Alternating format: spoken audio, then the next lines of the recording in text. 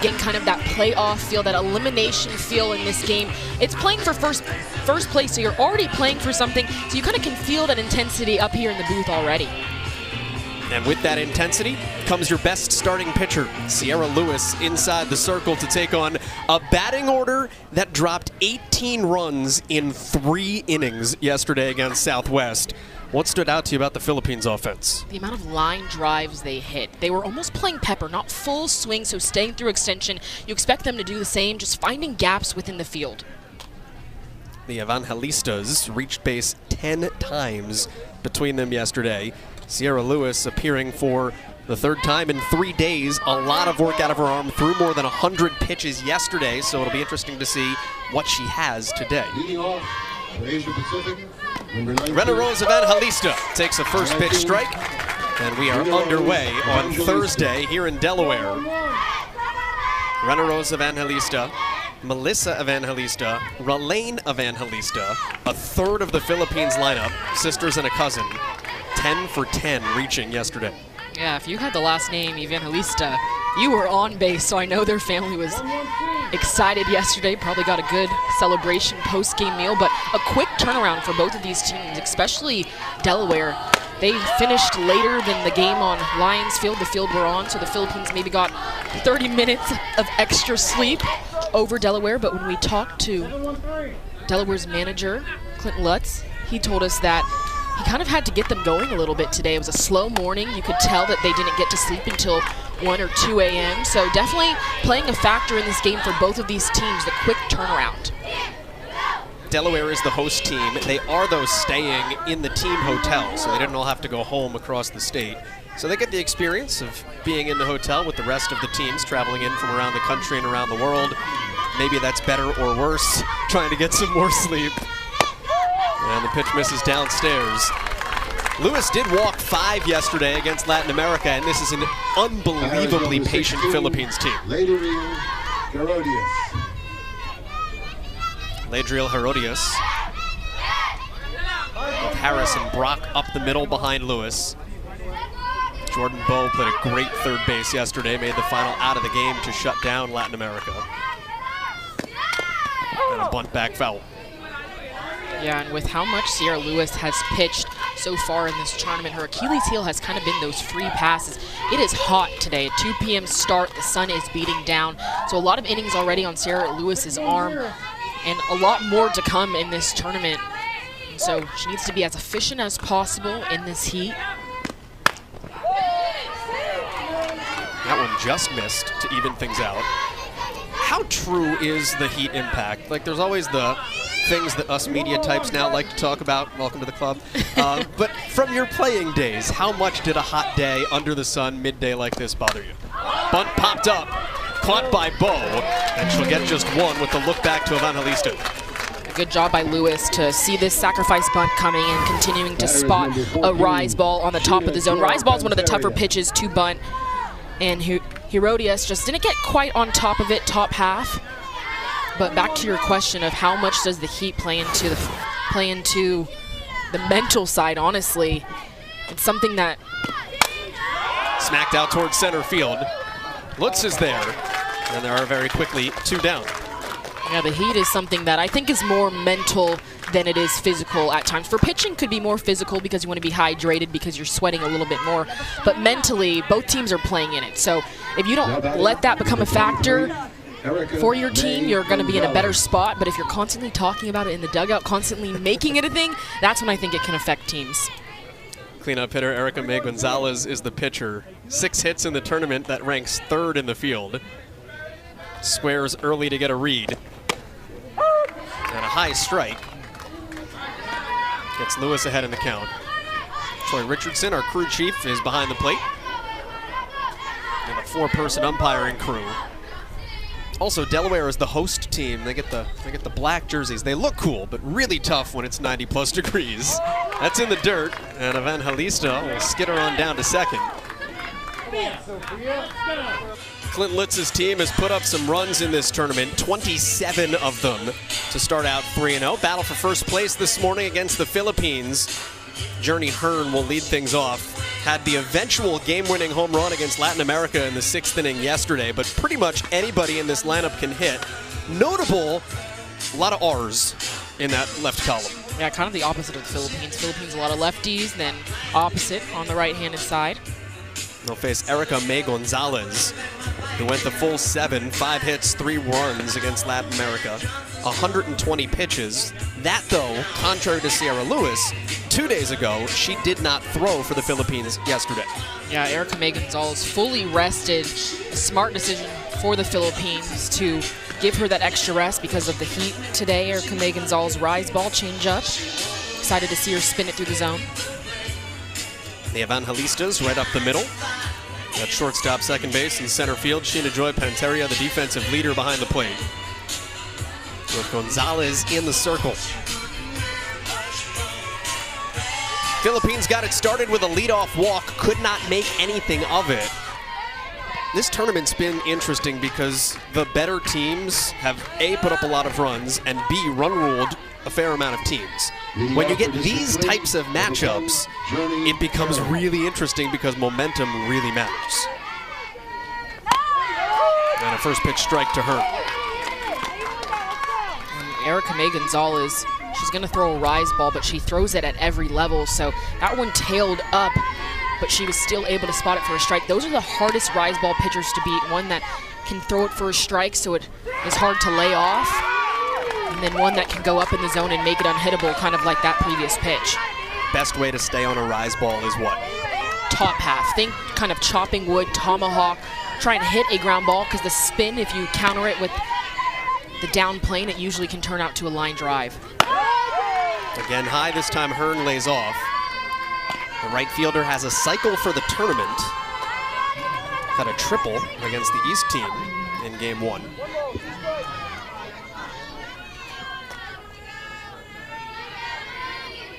A ball and 2 from Gonzalez. Fouled away, we'll do it again. I like the communication you see from the Philippines group as well. Almost between every pitch, you'll see Gonzalez turn around, shows the ball to the defense, everyone gets on the same page, regroup, deep breath, go to work. Again, the 1-2.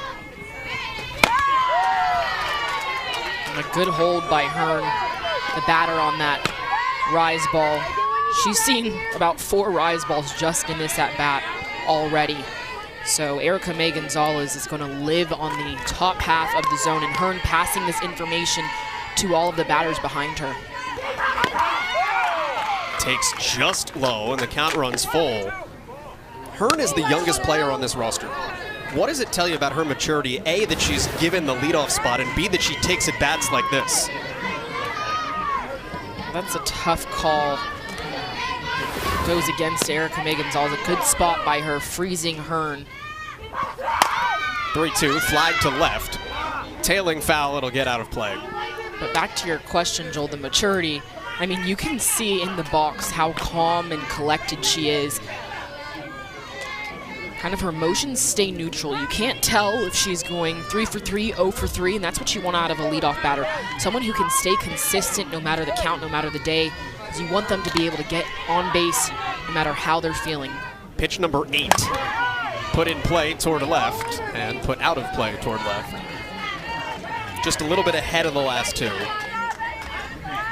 Yeah, but slowly made herself more on time. Swung and missed earlier to start this at bat, so she's on time. Just, we saw her pull a lot of foul balls when we saw her a few days ago. Now just trying to hit one more forward. Again popped it foul. So we are now on pitch 10 of the opening at bat in the bottom of the first inning. Sierra Lewis threw 12 in the entire top half of the first inning. Yeah, kind of the opposite, but for Erica May Gonzalez, she's having to work really hard. Credit to Journey Hearn to see this many pitches. Now the team in the dugout knows kind of what Erica May is going to. Payoff again. Popped up again, foul. I saw a lot of foul balls from Journey Hearn to the left side and continuing to see that. So she's definitely a pull hitter. I know pitchers don't like to throw change-ups early in the game, try and maybe get through the lineup one time before you bring out a different speed, but I think now would be the perfect time to pull it out. And that got her. So after all of that, Journey Hearn earns herself a free bag, and the leadoff runner is aboard. And she is maybe unaboard. This could be foul off the knob. You can see it hit her right wrist, but it did kind of sound a little bit like a foul ball, but that replay, you see her glove on that back wrist kind of move a little bit. The Philippines coaching staff immediately said foul ball, and Hearn, she looked back a few times, didn't sell it too much going down to one. Sometimes as a softball player, you gotta do a little acting to convince the umpires of the right call. Adeline Lutz drops down the bunt. Really great placement. Nearly got herself a hit out of it, but it's a sacrifice. Goes 2-4. Now on the hit by pitch, Troy Richardson, the home plate umpire, went over to Rodolfo Ipurang and said, "You want me to check it?" He said, "No, no, no." Number 6, Carly Kruger. It's great placement by Lutz to sacrifice herself. That pitch was really tight and on the inside corner. She adjusted her hands to get her barrel to that ball. That was one of the best bunting techniques we've seen all tournament. And a first pitch strike to Carly Kruger with a runner in scoring position. Kruger 0 for 3 yesterday, 2 for 10 for the tournament, although has knocked in 3. Sun beating down. And takes a high strike. The zone is higher. That's been consistent here through now the first 6 batters. Strikes have been there at the letters, not so much at the knees. Yeah, and one thing about when you get a zone, you like it to be consistent. Even if you don't agree with maybe not getting the bottom half, at least you know what you will get rather than it kind of changing. Takes a cut at one of those high pitches. But that really works for Erica May Gonzalez, a rise ball pitcher. If you can get the upper part of the zone called, we've seen it for different pitchers throughout the tournament. The one that comes to mind is South Carolina's Kate Sheely. The first game, she's a draw ball pitcher, was not getting the bottom half of the zone. Second game she played, got the bottom half, completely different ball game for her. And there's strike 3, top half of the zone. Carly Kruger goes down looking. And Erica May Gonzalez taking advantage. Rise ball pitchers get a lot of strikeouts looking because they're constantly going in the up part of the zone, and then players tend to guess at if a ball is going to continue to rise up or stay in the zone. And so Erica May Gonzalez did a good job putting that one in the strike zone, still spinning it. Kimora Harris right back up the middle. And a wave around third. Hearn comes in to score. Harris into second. RBI number 10. It's the best of the tournament. And that's exactly how you counteract a rise ball pitcher. Look at how she's top half of the ball. A completely flat and level swing on a pitch that's rising from the letters, or excuse me, from the waist to the letters. And the best part of that from Harris is that she attacked the first pitch. So with the rise ball pitcher, they're trying to get ahead so they can go further up in the zone. So a great game plan, great execution. First pitch ball to Emma Jackson. Officially, that's going to be a single, E8, to put Kimora Harris at second base. It is still an RBI, though. Glad you mentioned the first pitch thing, because you talked about it a ton yesterday, especially with some uncertainty in the zone, getting some of those high strike calls. If you see something good, just go take it. Yeah, absolutely. Take your hack in the beginning. You don't want your at-bat to be up to the umpire, up to the pitcher, what she wants to throw. Your batting average is a lot higher in hitters' counts than it is in pitchers' counts. And I can't say it enough. I'll probably continue to say it throughout this game, especially against a rise ball pitcher. Attack early. A little bit late.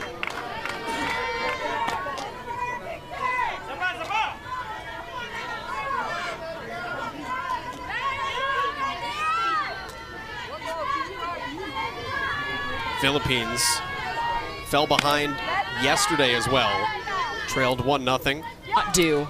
Getting on base for her team, getting it done in the circle, and see her out there in the circle. 2 strikeouts last inning. And really good composure. Able to battle through, although gives up the early run. Philippines trailed 1-0 yesterday, then put 18 across in 3 innings. So we'll see the bounce back here for Jax Fontias to lead off the second. First pitch, hunting, and a healthy cut. Yeah, that's one way to figure out if you were on time or not. Fontilla's a little bit late, but if she took that pitch, she would have had to take a swing to really figure out if she was on time. So I like the early swings. Falls behind 0-2. Fontillas knocked in a couple of runs as part of the 18-run onslaught yesterday. 11 runs in the second inning. Everybody reached, everybody scored. Just speaks to how potent this offense is for the Philippines. High and tight. And Joel, we'll get into a little bit later of your conversation with the Philippines staff on kind of their secret mojo to their offensive success. Really cool. I won't spoil it, I'll let you say it. It's a team that hits 1 through 9. Down on strikes goes Fontillas. Don't let that impact what we're about to say. They hit for power 1 through 9 too.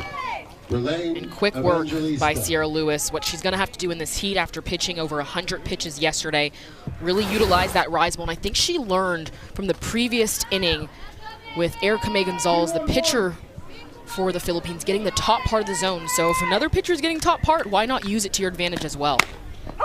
First pitch strike, Elaine Evangelista. One of the 3 Evangelistas. She scored 3 times yesterday. Again, Philippines, one of the smaller teams in the field, but they get really solid contact.